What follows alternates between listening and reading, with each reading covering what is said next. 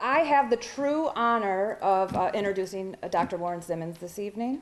As you probably are already aware, he is the executive director of the Annenberg Institute for School Reform at Brown University since 1998.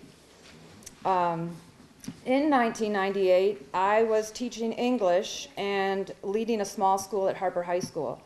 The Annenberg Institute held up the torch for the small schools movement for us, and always with a lens towards equity.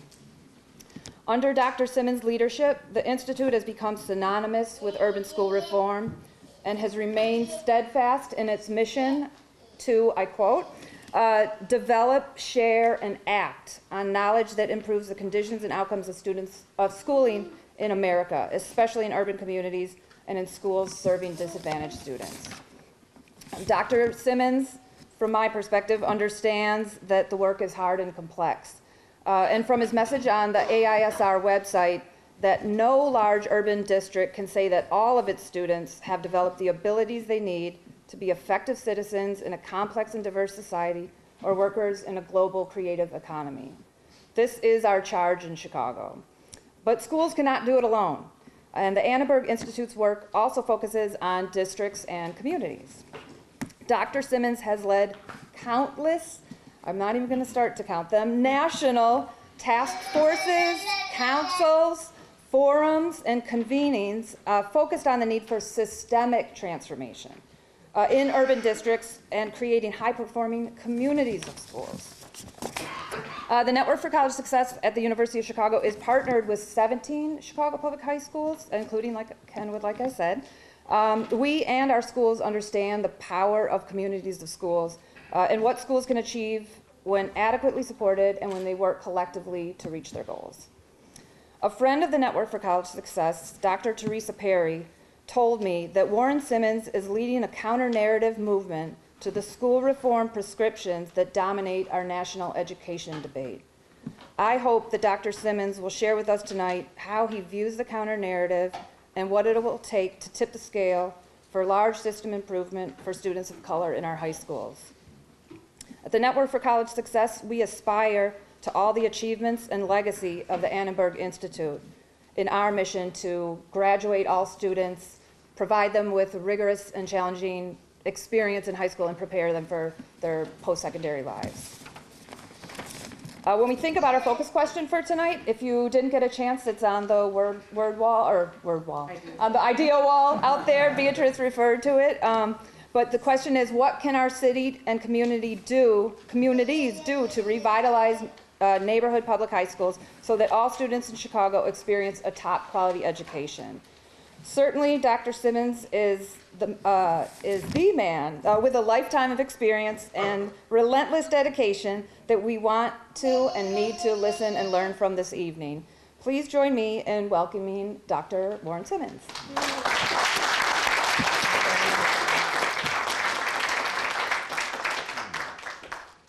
Thank you, thank you.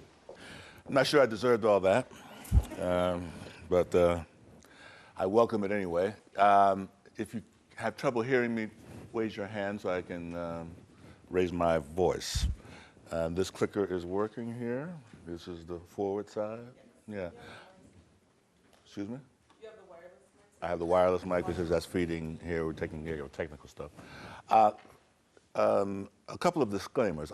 I am not an expert in anything, right? Because an expert is a notion of static knowledge and skills. I'm a person and widespread success. Right? I cannot claim widespread success because I've been working on urban school reform for 30 years, and the results are uneven. Right? And so I can't stand here before you and say, I'm an expert. What I am is a person with expertise. I've had successes, and I've had failures, and I've had struggles. And what I'd like to do with you is to share my understanding of why I've been successful and the ways in which I've failed, so that you can use that knowledge and information to take the next steps forward in urban school reform. And in essence, I think that's what we at the Annenberg Institute attempt to do. Let me make a few disclaimers. The Annenberg Institute is often mistaken to be the Annenberg Foundation. which leads a lot of people to treat me with deference and respect that I don't deserve. And I don't really tell them until after they take me out to dinner. We do not have $3 billion plus, the Annenberg Foundation does. We were proud, however, to have been created by the Annenberg Foundation in 1993 as part of the $500 million gift to urban, rural, and arts education. We were established at Brown. We were closely affiliated with them while the ambassador was alive, and we are only very loosely affiliated with them at this particular time. When I arrived at the Annenberg Institute in 1998, it was from an Annenberg Challenge site. Chicago was an Annenberg Challenge site. There were 5 others, urban sites, and I was working as the director of the Philadelphia Education Fund. And so there's a history of the Annenberg Challenge that I want to share with you. But I took the lessons I learned from Philadelphia and the other Annenberg Challenge sites to sort of redesign the Annenberg Institute, focus on 3 core areas of work. One, in my judgment, you cannot have a system of high-quality neighborhood schools without having a high-quality system of supports for those schools. I'm going to repeat that. Right? You cannot, and I will be definitive, right?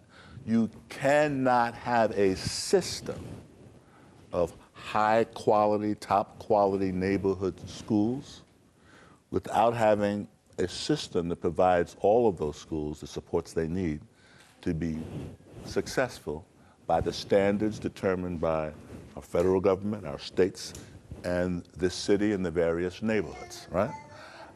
I would say that this is very important because we are one of the few countries in the world that tries to get all students to reach high standards, but we act as though the sole responsibility for that lies at the school, right? So you, for instance, Greg, were earlier talking about you've released school report cards, right? That's nice, right? And that makes everybody look at each individual school and compare each individual school against. But I'd say, is there a district report card, right? Is there a city report card? Is there, because all of these efforts are reciprocal, right? And the success or failure of schools is partly due to the work of schools, partly due to the work of the districts or systems that support them, and partly due to the larger community. And so the effort of creating high-quality schools is the business of redesigning schools and transforming schools, but it's also the business of redesigning and transforming districts or systems, and then the kinds of supports the community needs to provide. So I'd say one powerful recommendation I have for your Generation All advisory group is that this conversation should not stop at what do good schools look like, right? It should include, and what kind of system do we need to create and sustain that support in schools across these communities over time. That's why we focus on district transformation.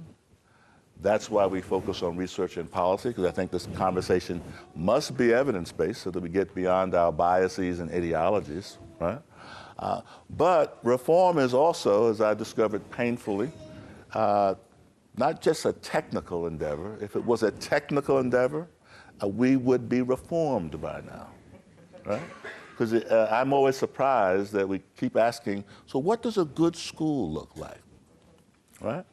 And quite frankly, we've been asking and answering that question for as long as I've been involved in urban school reform. And the answers actually aren't that different. If you look at Lazat and Edmonds and their correlates of effective schools, and you look at the studies of schools that beat the odds in Chicago and Philadelphia, I don't think there are going to be things that are mind-boggling to you. I guess the question I would ask, for you to ask, is why aren't we able to do it and sustain it over time across communities of schools? I think the answer is not just technical, it's political, social, and cultural as well.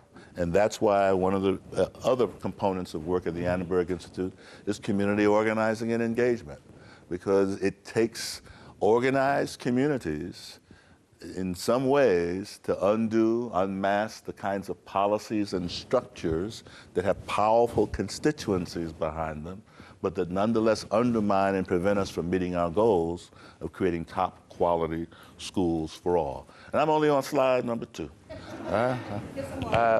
Another thing I want to say to show you how long I've been at this work, this thing moves.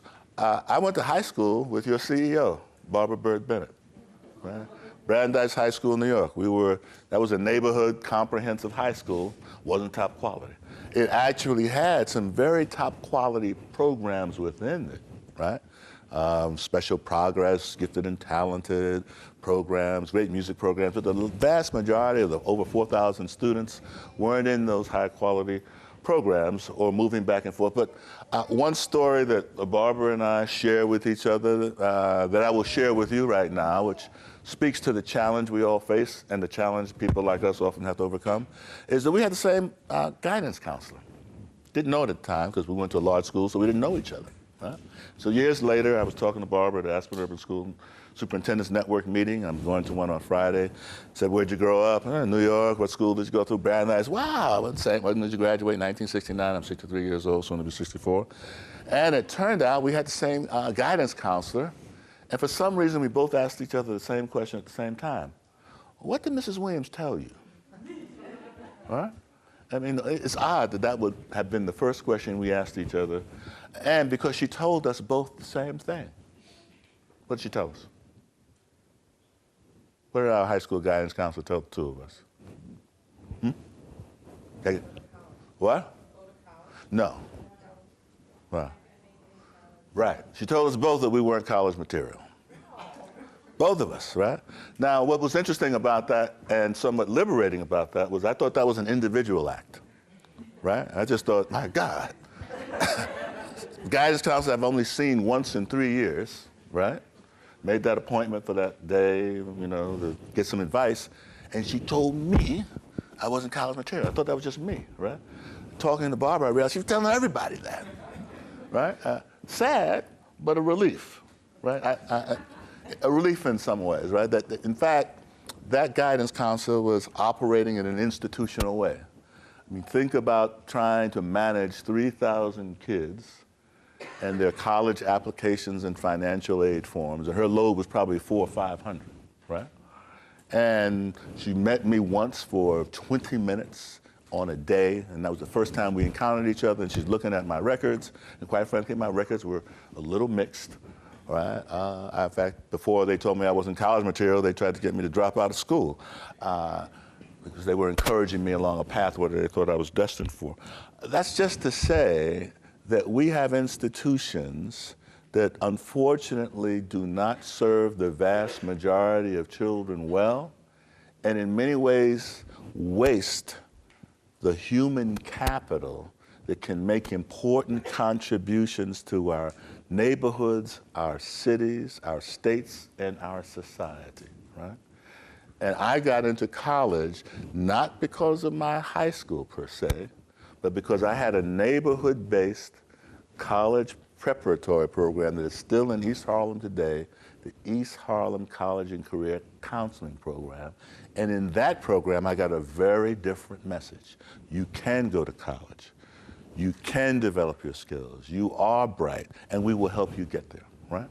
And so that shows you the importance of thinking about school and changing schools, but also the kinds of supports that have to be present in communities, because the reality is that even when you're in a top quality school, you are only in school 20% of the day.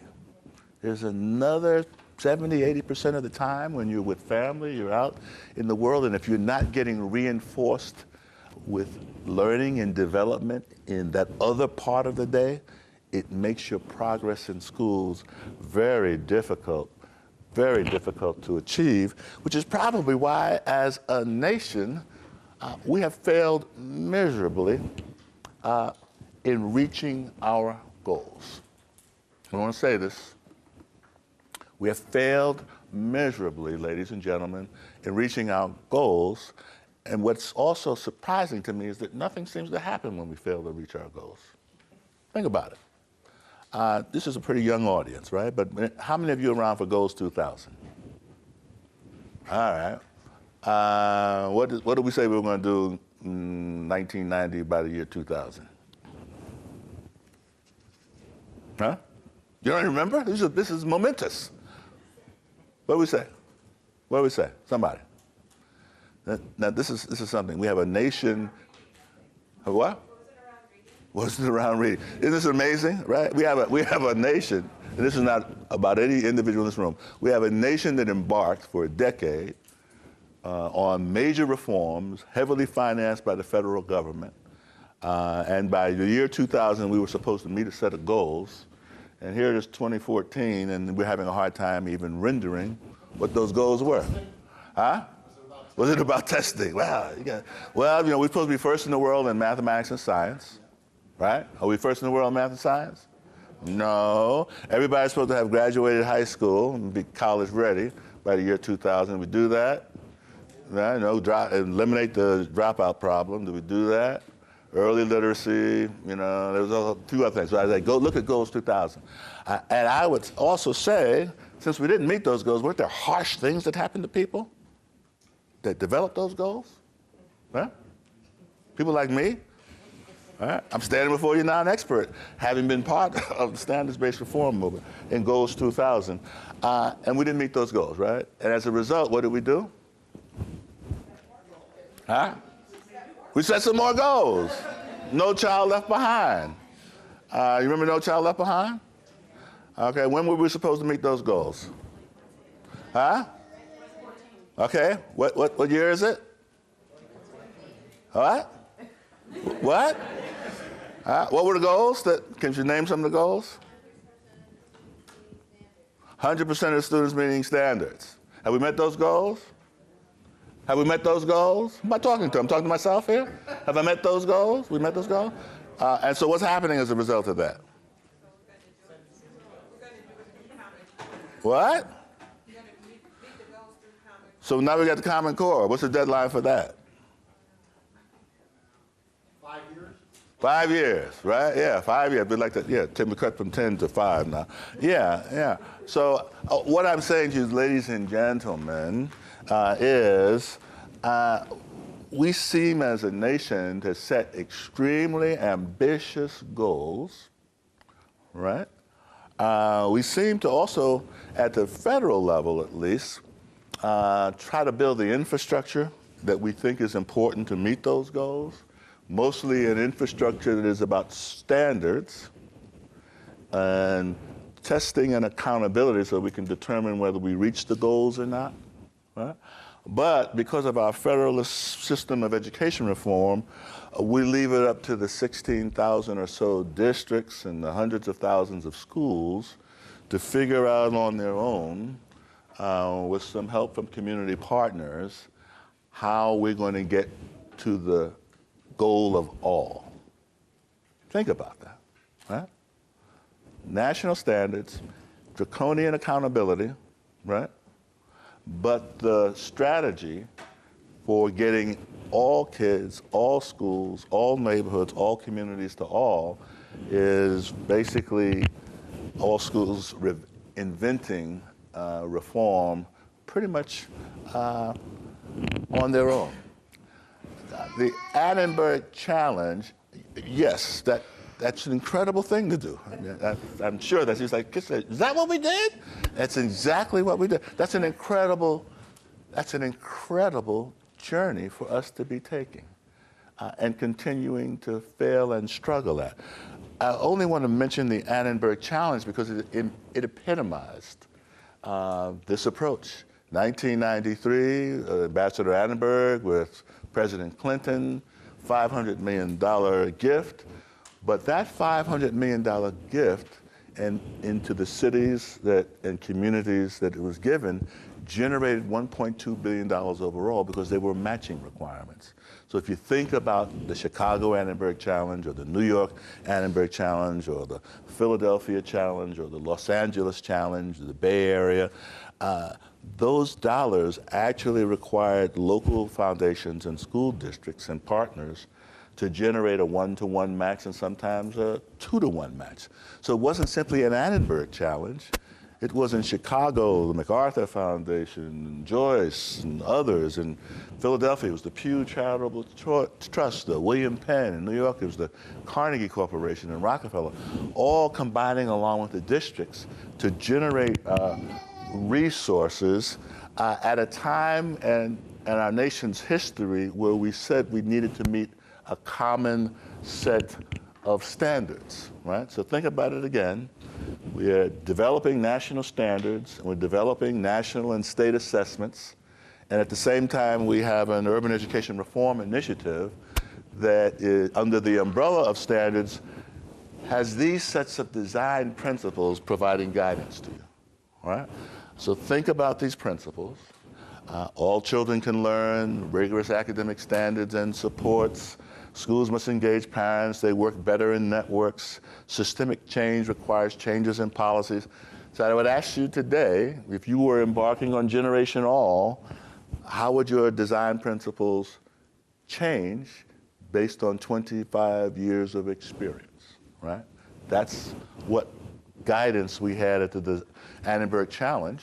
And the communities were asked to form coalitions, much like you're doing here, to develop a local response to those various design principles, right?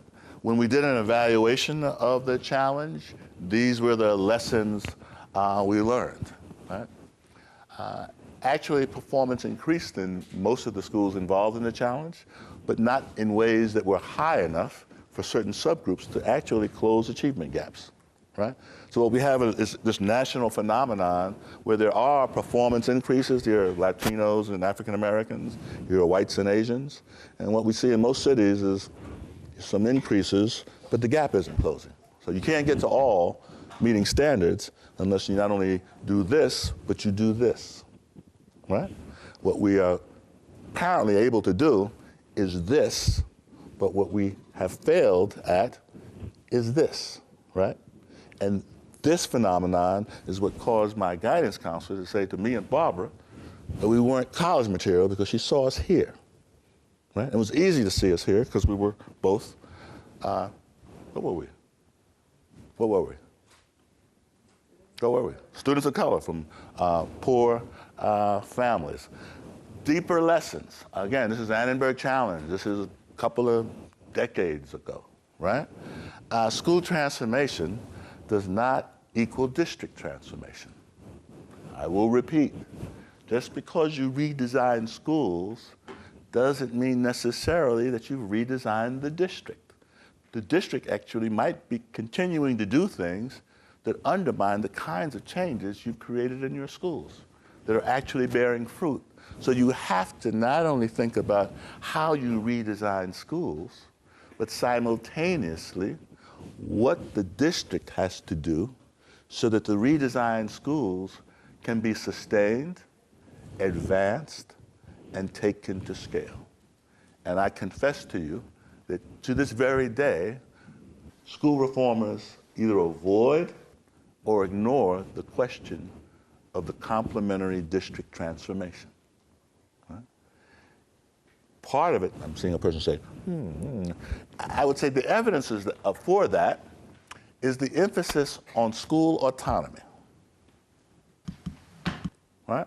Most of the reformers I know, one of the first requirements they make in their reforms is for schools to be autonomous, right? Autonomous from what? Autonomous from what? From the district, right? Right? Now think about that, right? Now think about that. You're asking for autonomy from the very system that is supposed to do what? Someone said control. What? What's your name? I'm talking to Barbara. Who said control? So you said control? No, it's supposed to support you, right? It's supposed to support you. And if it isn't supporting you, if it's controlling you or undermining you, then it should be changed, right? However, one of the worst things you can do is to have a system that doesn't support you, tries to control you and undermines you, and it stays in place and all you say is, I just want autonomy from you, right? Well, that's impossible. Because you have to work too hard in a toxic system to be successful. The toxicity will eventually get to you, which is why reform schools that succeed, 10 years later you come back and they need to be turned around. Reaching scale, this is another word we have to understand, scale. We're not just trying to have 2 or 3 good schools, or some beacons or lanterns or some pilots. How many schools are there in Chicago? 60 high schools and 400 something elementary. All right, right. A lot of them. A lot of them, right? And I'll include the charters, right?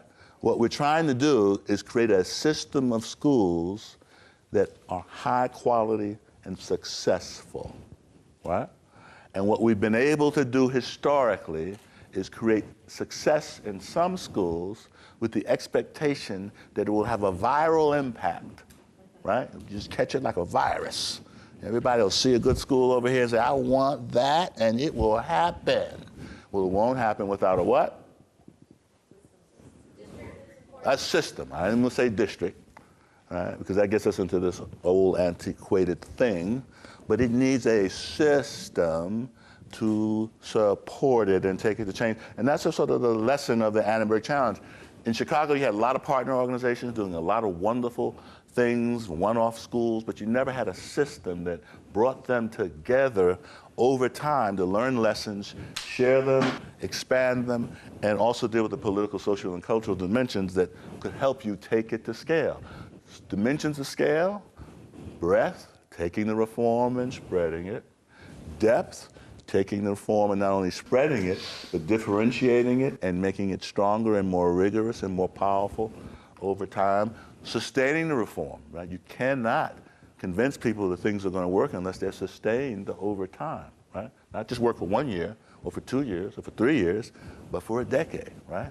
We have intergenerational family school failure. There are neighborhoods where the kids are failing, their parents went to the same schools and failed, their grandparents went to those schools and failed, and their great-grandparents went to those same schools and failed. And they're neighborhoods of highly concentrated poverty, right? So it's in the school, it's in the neighborhood, and it feeds each other. And that's the thing about sustainability. To reverse that, you not only have to change the school, but change conditions. And then there's the issue of ownership, another dimension of scale, right? That if I impose reform on you, even if it works for a while, it is very difficult to get it owned in a way that it will be sustained, spread, and deepened. And oftentimes as reformers, we're technical minded, right? I know what works. Just, why am I in a meeting like this, right? I know what works. Just, you guys trust me. I'll get a couple of people and we'll do it, right? But unless you feel that what we are doing reflects your values and aspirations and produces the full range of results that you want, you will leave us out to dry at the first sign of trouble. And we will encounter trouble because why? That system that we're trying to get autonomy from, that's toxic, will produce the trouble for us because we haven't bothered to change it. And we can't change it unless what? We enlist you in our support. Now, I'm only on slide 2, all right? Now, I want you to, when you say generation all, I'm 63 years old. I know I don't look good. Do I look good? Thank you. All right. That's because I've been sitting in Brown University while you guys are out here in the trenches. Can you cut that from the video? Thank you. Thank you. So I just want to remind you of the things that I've been involved with in Chicago. But you're a young-looking audience, right? I'm not trying to get you depressed or anything, right? And we're starting something new. Well, no, we're not, right? So the important thing is, I think in the United States, we don't have a historical context about anything, which is why we keep repeating the same mistakes over and over again. which is why people who are in their 30s who are now doing education reform look at me like an old fogey, like, well, if you know so much, how come you weren't successful? Well, wait 5 years. Anyway, so the Chicago Annenberg Challenge, right? Democratic localism. Anybody remember what you guys were doing back then? 1996, 2007. You had your local school councils going on, right? You had schools partnering with everybody, right? And you were basically, you had money, you had lots of partnerships, and you thought the partnerships and democratic pluralism was going to get you there. And it did for many schools. But again, I think one of the things you did not anticipate was the extent to which a system and a broader community politics would undermine your effort over time, even in the face of some success. All right? That's in fact, don't take my word for it. The Chicago Consortium of School Research has done research on the Annenberg Challenge as well as other organizations, right? The other thing about what we learned about the challenge is it was easier to turn around the elementary schools, much harder to do the middle and high schools, right? Because they have deep structures that reflect cultural values, right? The college track. We got high standards, but we got all these tracks in high schools. We just did a study on Black and Latino male achievement in Boston. Guess what we found? What did we find? Not much. There's a gap, right, between Black and Latino males and everybody else, right? Interesting phenomenon, right? Other thing about it is there are these structures that continue to persist in Boston. I can talk about Boston, so I can't offend anybody in Chicago. I'm in Boston, I talk about Chicago. But there are these structures that start at 4th grade, and you have to take a test in 3rd grade to get in the advanced work classes. And guess who doesn't pass that test at disproportionately high numbers? Black and Latino males. All right. So that's a sorting device. In an era of high standards, right? We still have these institutional sorting devices, right? Then there's a mass core curriculum in middle school and high school. It's the curriculum you're supposed to take to get into the colleges and universities and public universities in Massachusetts. Guess who's disproportionately under-enrolled in that thing? Huh? You know, they paid us $50,000 to do this study. Apparently you could have done it yourselves for a couple of carrots. Then there are the exam schools in Chicago. You know, world-renowned exam schools. Guess who's disproportionately underrepresented in those? Huh? Yeah. Now, Black and Latino males constitute, 77% of all the males in the system, right? And 44% of all the students, right? You cannot, ladies and gentlemen, meet the standards when you have institutional structures that detract and decelerate the performance of 44% of your males, right? And then all minorities, 77%, right? You can't get there, right? So you have these remnants in systems that are, in fact, structures that actually have powerful constituencies behind them, right? You can do a technical fix. We have some recommendations. Eliminate the advanced work classes. Maybe that's fine. Okay, we don't know what that means, but we'll try that, right? Give everybody access to the mass core curriculum. Okay, everybody says, all right, we'll try that, whatever that means, right? And then we said,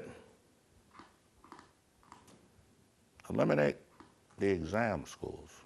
What do you think people said about that? Huh? What? This is the audience participation part, right? It was the gold mine for those companies. Right? What did they say? They say no. They said, hell no. Politically impossible, right? And they're right, right?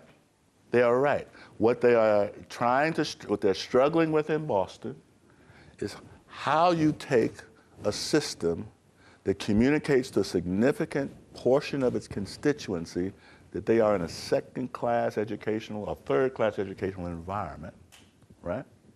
How do you convince them that you're invested in them enough to transform it when you have these structures in place that parents understand, the students understand, that are sending messages to the Barbers and Warrens of today that they are not the kind of material that they deserve, right? They're not supposed to be educated.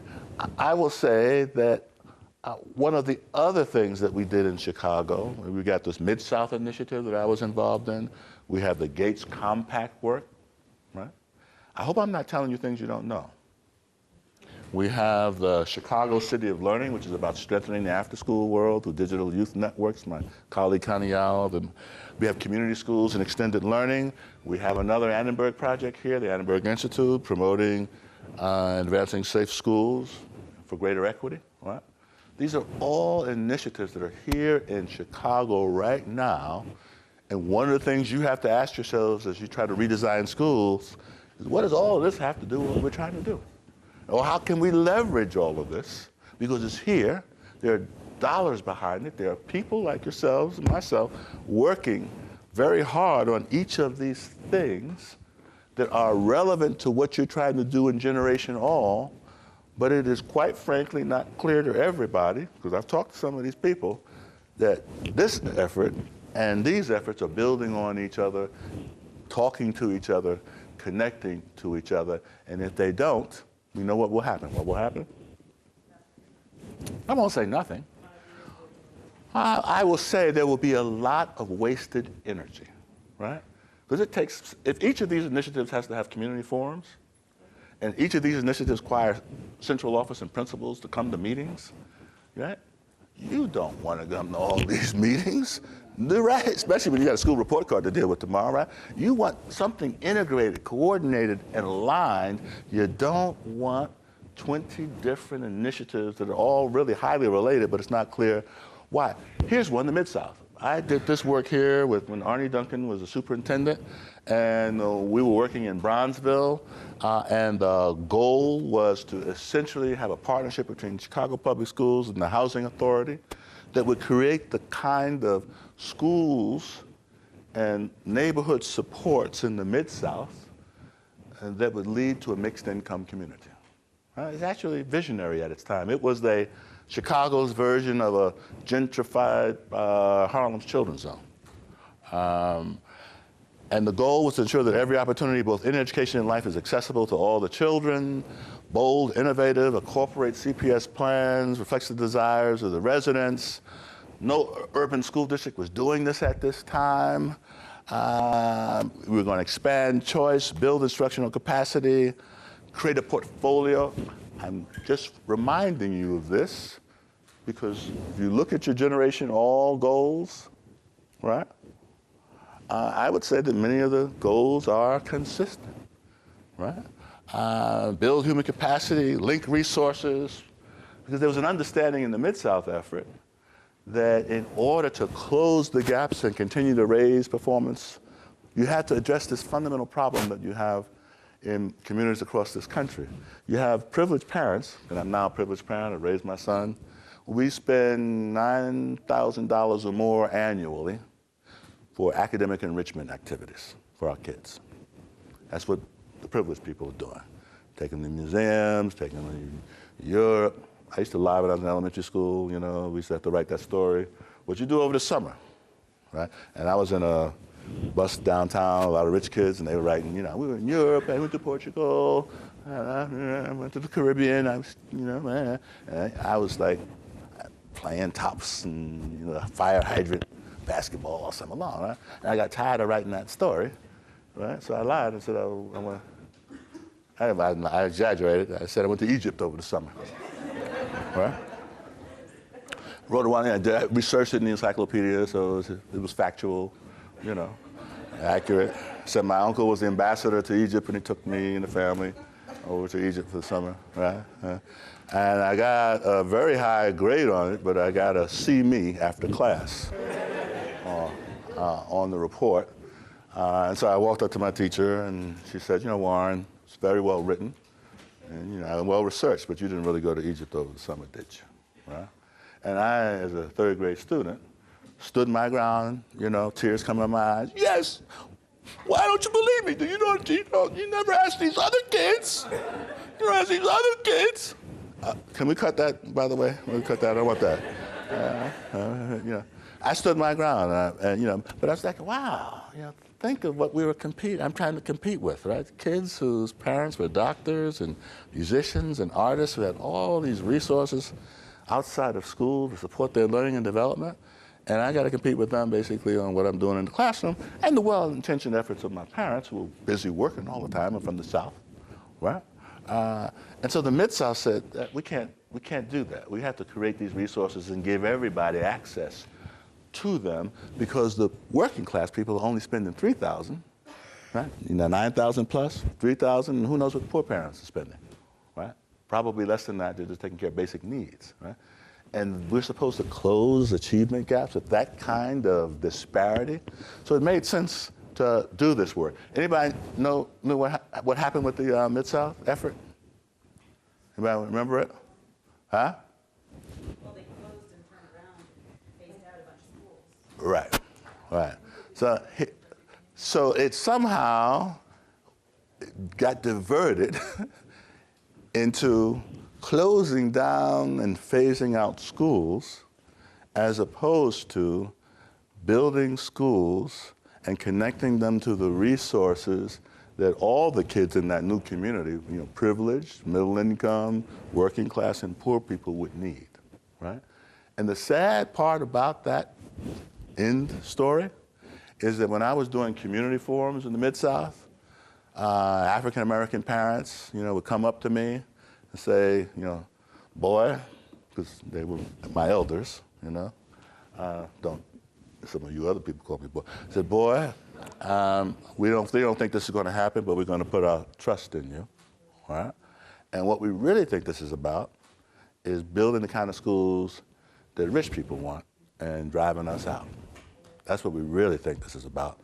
But we trust you that that's not going to happen. At least we're going to put our trust in you, right?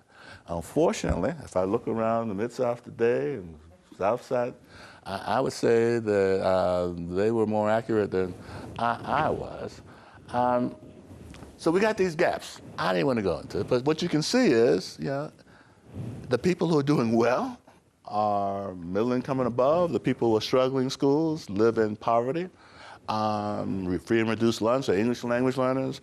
They don't do a lot of work outside of school because they don't have the kind of supports that they need to do the kind of work that's necessary outside of schools. So redesigning schools is an important part of it.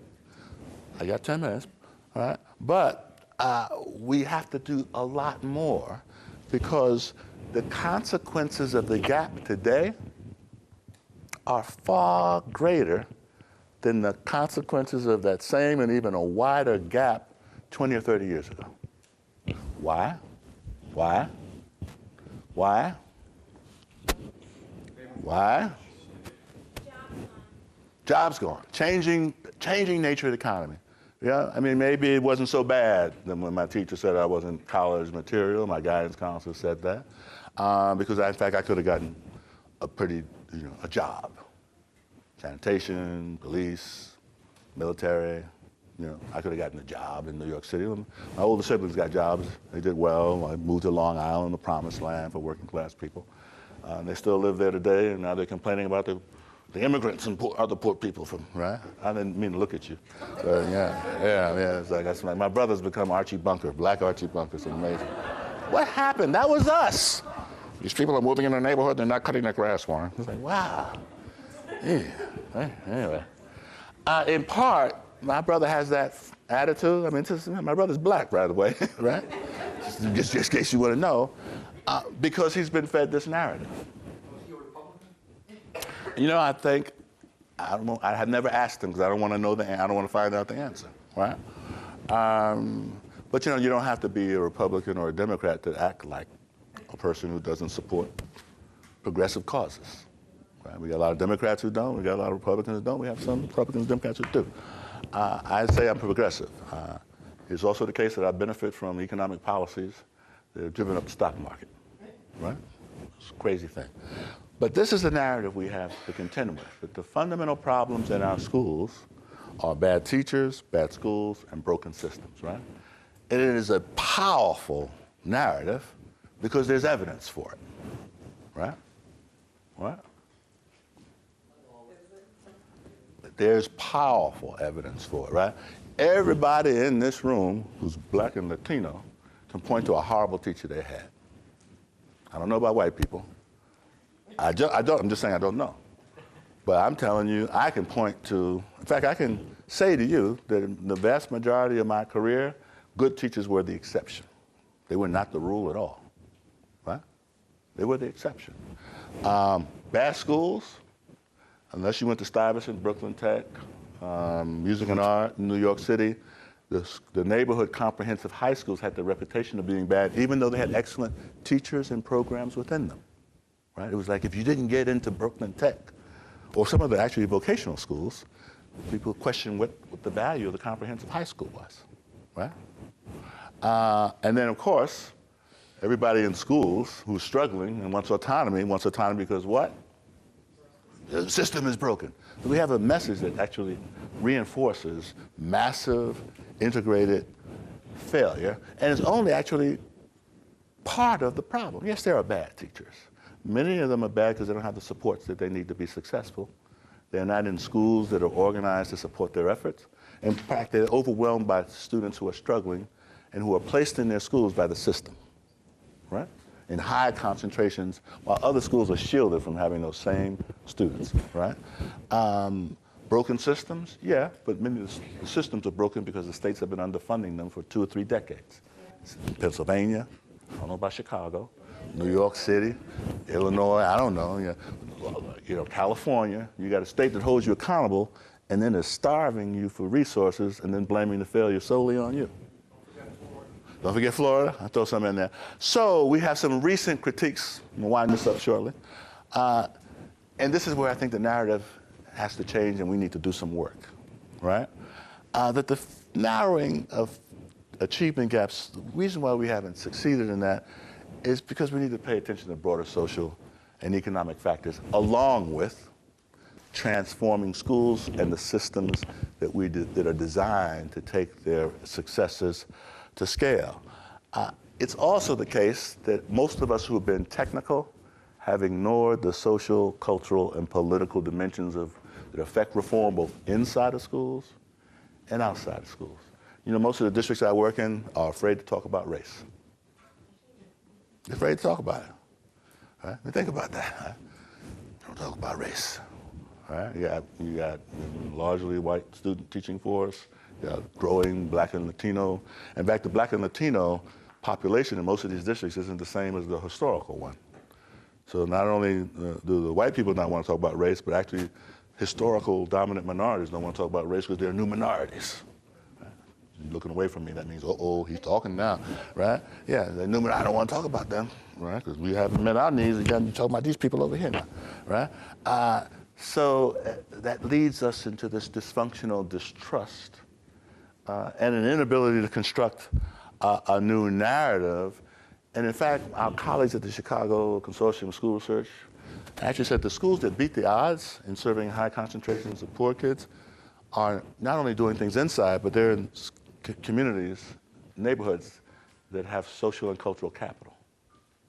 They have faith institutions, they have businesses, they have recreational programs, they have youth programs, right? And all of those things combined support learning and development.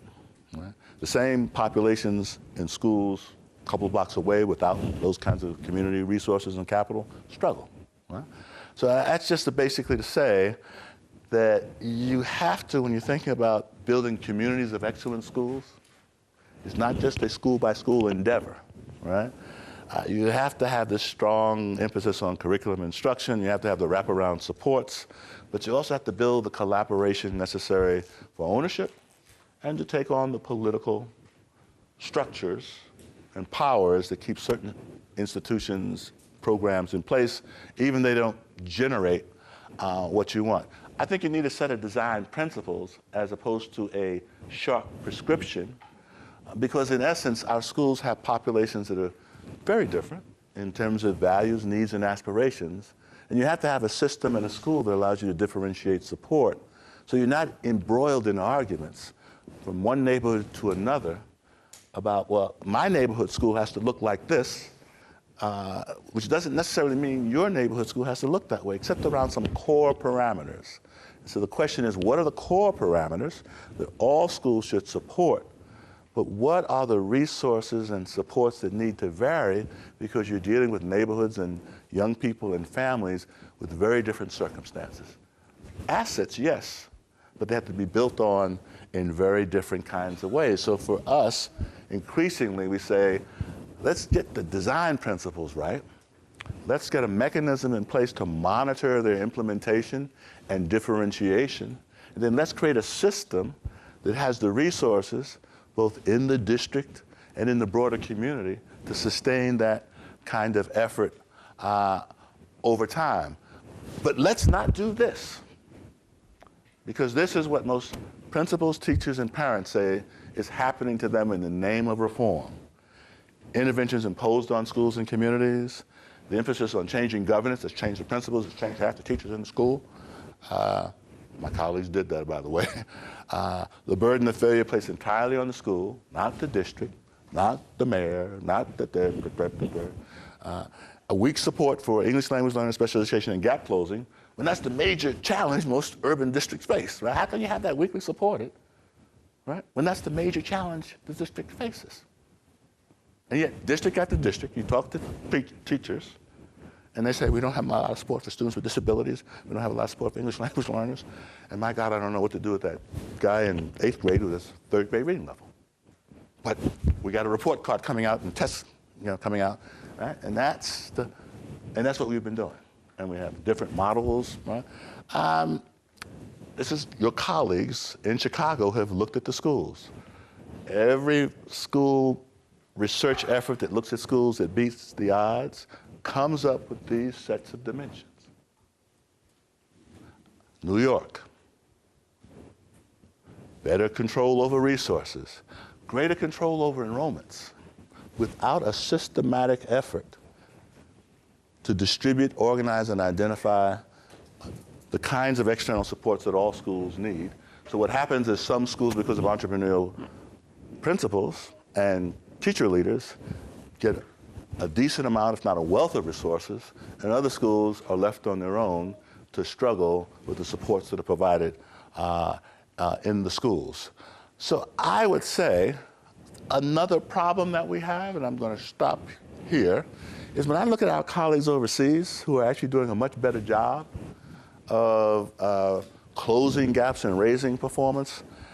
We had some schools in New York partnering with schools in the UK for about 3 or 4 years, and they were shocked at the lack of investment in schools and infrastructure, in technology, and also in a country that is known for having a national curriculum. In fact, teachers are very much involved in co-constructing the curriculum that is distributed nationally, and there's a lot of emphasis on leadership networks across schools, across neighborhoods, and that schools are expected to be outward facing with the community, right? In contrast, in New York City, they went to school networks that were voluntary, not geographic. So think about trying to create community partners when you're in a network with a school and you're in Lower Manhattan, you got a school in your network that's in Staten Island, one's in Bronx, one's in Queens, right? It's hard to have a conversation about community when the networks are thematic. So I would say in closing, the other thing you need to think about here, in addition to district transformation, what would it look like at the school level, and what would the district have to be able to do much better to sustain it and nurture it over time, is from the Annenberg jargon, this takes a smart education system. Not just the district, not just the school, but an infrastructure in the community that supports learning and development and school progress and change over time, right? You see this in the Strive partnerships, this new collective impact movement. You see this in the Say Yes program, where a group of people come together beyond the schools and beyond the districts to say, this is also the community's work. Because it has to be the community's work if you want to have a vibrant community in the future. And the community has to invest its resources, political, social, cultural, and fiscal, in this effort, but not only in schools, but in neighborhoods as well, so that parents, young people, infants, get the resources they need, so that when they work hard enough and they're inspired, they're rewarded by the appropriate supports. So most communities that are doing this have shifted from the sort of leader, heroic savior, superintendent model. Every 3 years, you're going to hire a new savior, superintendent, new CEO, whether that's at the district level or the school level. And that's what you need if the community is going to be passive. Right? You're going to need somebody who's going to push you in spite of yourself. But the legacy of that is that'll work about 3 or 4 years, and then that principal will get worn out, tired out, and the school will revert back to its previous practice because the larger system and larger community is inert. Right? Instead, people are creating what we call a smart education system, which I said what generation all is, right? A coalition of union leadership, mayoral leadership, and community leadership. But we're not good at this work, right? We're not good at the tough conversations we need to have. When we do come together like this, like we did the Annenberg Challenge, we tend to define the problem either solely at the school level, at the kid level, and ignore the need to create a larger system, right? I'd say that many folks are now tired of that approach, of ignoring the need for the communities to come together, and are now moving toward this. It's hard work, but it recognizes that the issue of school reform is not going to be solved by silver bullets and 3 to 4 year interventions.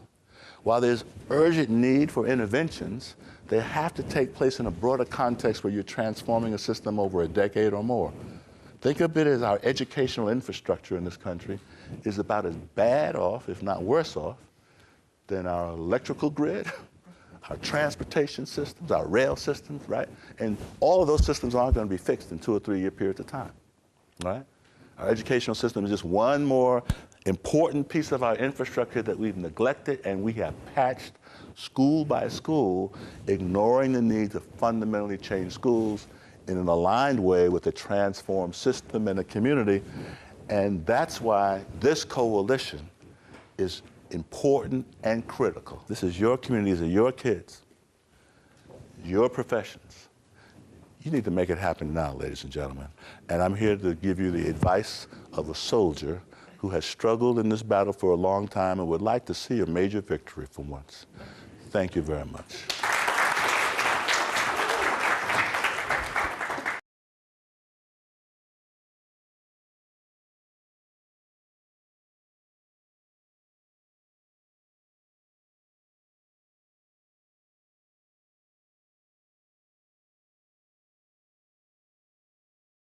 So many of my charter school colleagues, charter schools I think were driven by the power of the narrative that there's a broken system and you need independence from that broken system in order to be successful.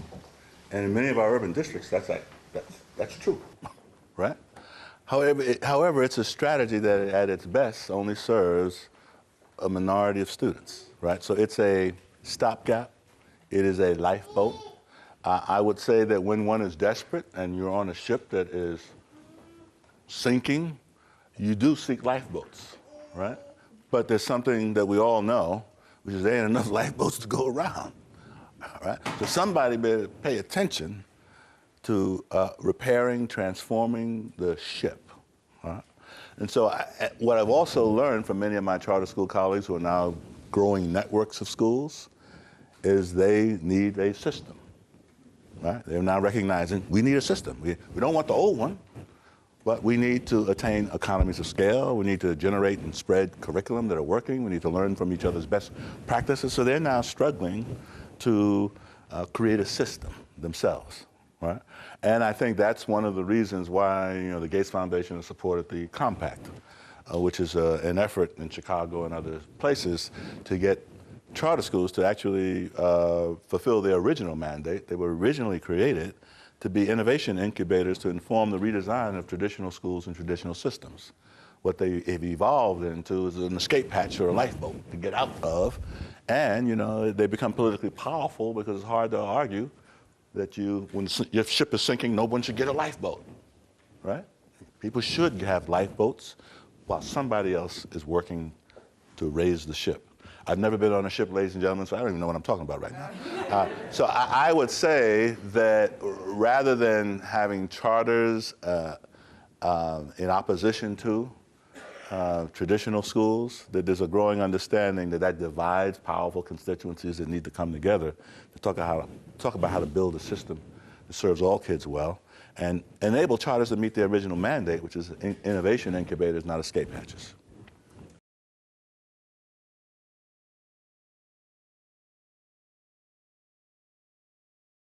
So I'd say this. You know the Broad Prize? Eli Broad Foundation, right? They give out a prize every year to high-performing districts, right? Now, what's interesting about Eli Broad, the Broad Foundation, is they have a sort of reform ideology that's about leaders and choice and a whole bunch of things like that. But you look at the winners of the Broad Prize, there are actually these districts like Isleta and Long Beach where there's actually this going on, right? It's not the heroic, Broad superintendent person. It's some quiet, facilitative, constructivist, community-centered leader who's doing this. Got the higher education community involved, got the faith community involved, and they are not magically changing things. They're making incremental, steady progress over time, and they will tell you they've been doing pretty much incremental change over 20 years, and it's producing results. So I would say if you want examples of systems that seem to be succeeding, all you have to do is actually look beyond the ideology of Broad to the places that are the Broad Prize winners, and you'll find this, which is very different from what's often publicized as the way to go about doing it.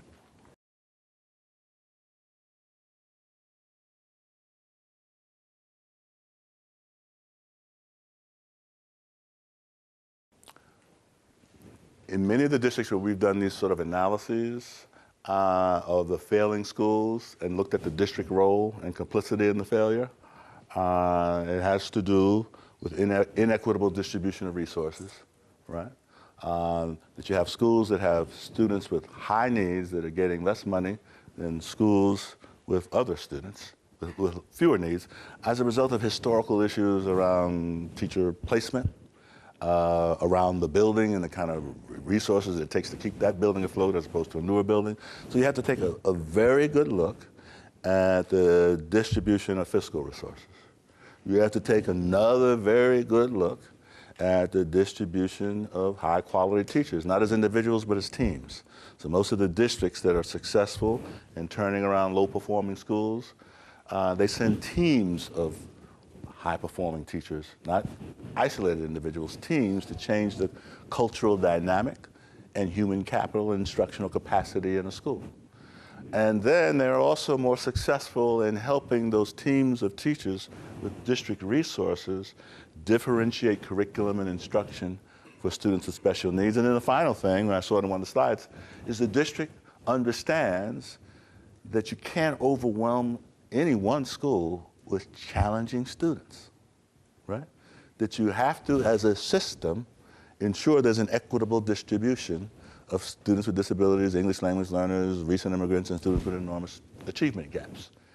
And you have to ensure, while working with community partners and philanthropic partners, that there's an array of resources in communities to support the highest need schools. So you have to have equity operating in terms of fiscal resources, instructional resources, and human resources in the school.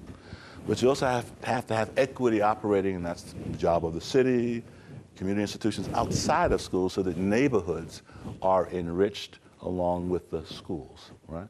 I would say the Long Beaches, Isletas, Aldines, and other places, my colleague in Tampa, Hillsborough County, they're not the flashy places, but they actually organize their community and overcome the politics to do this in this kind of way.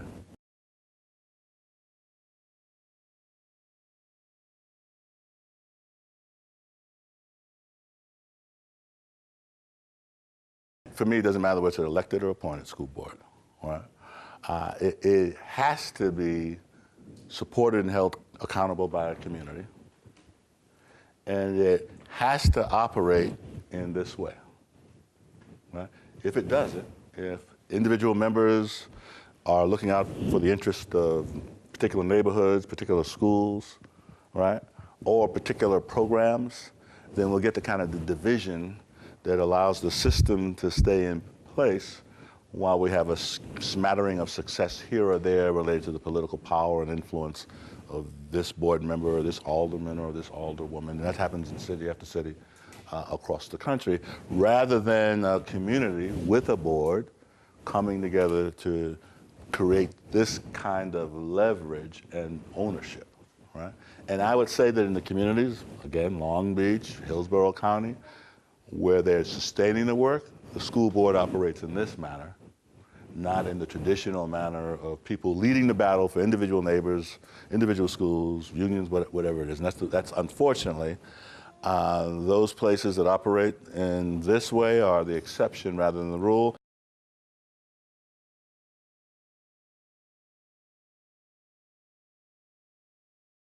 You have to ask yourself is why do you allow foundations to come in and every 3 years dictate a solution to you, right? Right? When in fact, I mean, while it says $50 million, or $20 million sounds like a lot, you know, what's the budget of Chicago Public Schools? You might know? Huh? $1 billion, right? So you let somebody like me come in and like, you do what I say, I'll give you $20 million, right? And then you say, okay, please, I'll do it. But you don't really do it, you just want my money and then you go do what you're doing anyway, right?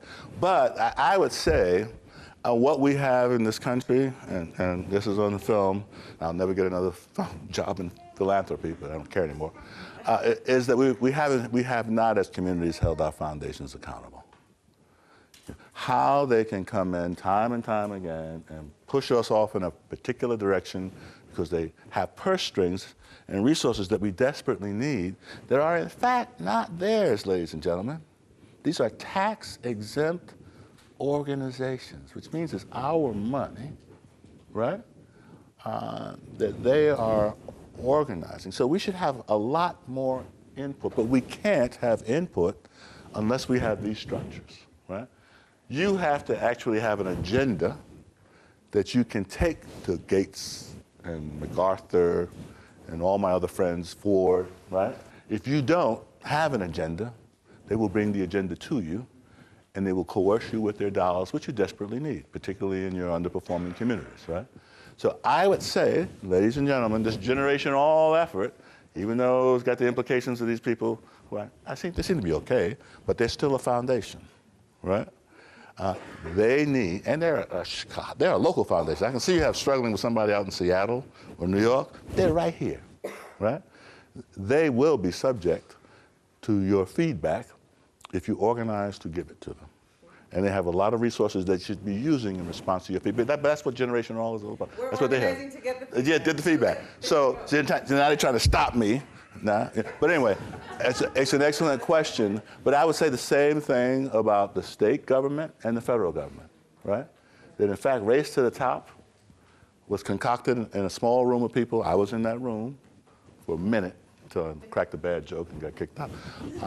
But how we would allow $1.6 billion of our money to organize a reform effort that was imposed on most of these communities without a conversation, right? And that's the nature of reform that will happen to us time and time again unless we build a powerful design and coalition and demonstrate that we have the political, social, and cultural will and technical wherewithal to pursue it. Otherwise, in the next presidential cycle, there will be another education reform agenda decided from the top down that will be visited upon schools near you, particularly the most vulnerable schools that will be treated with an intervention that is too narrow, not very well evidence-based, but reflecting the latest ideology about what works, which doesn't work.